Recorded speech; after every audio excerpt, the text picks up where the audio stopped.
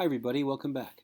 Welcome to Part 2, a short collection of images from German and Allied media from World War II. The magazine, Lustige Blätter, was a humor magazine in Germany, and the literal translation of the title is Comic Pages or Merry Pages.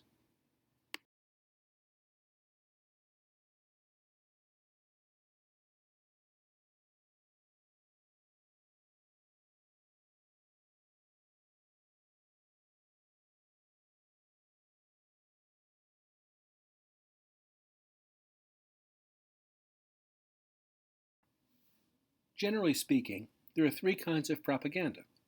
White, where the origination is clearly and truthfully identified. Gray, where the message might be true, but the sender is not identified. And black, where either the information or sender or both is falsely identified. In conflict, there is as much information warfare as weaponry warfare.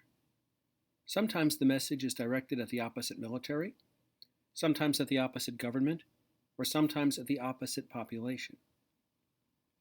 The objective is usually to mislead or demoralize the opposition, not all at once, but by accretion.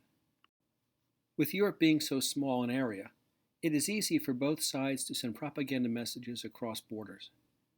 In the case of the Allies, it was more a case of giving the occupied population hope that liberation would eventually come. And on occasion, secret messages were embedded into the general messages to the population.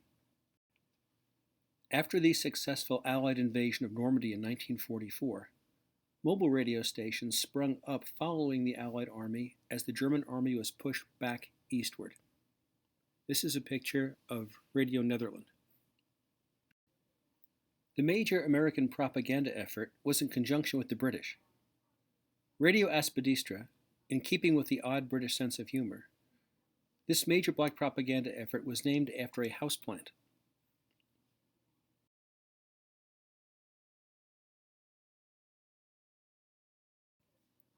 Both sides tried to encourage the other side's soldiers to fake illness or injury and get out of combat. And fake newspapers were dropped behind enemy lines or coincidentally left for others to find. Until the very last days of the war, the Nazis were feverishly imploring their people to sacrifice for the good of the Nazi state. Some of the fundamental issues underlying the armistice of World War I were never completely resolved. It is as if Europe took a 20-year break between World War I and World War II to recommence fighting on some of the same issues. After World War II, Soviet Russia became the major threat to individual liberty in Europe until it collapsed from within in 1991.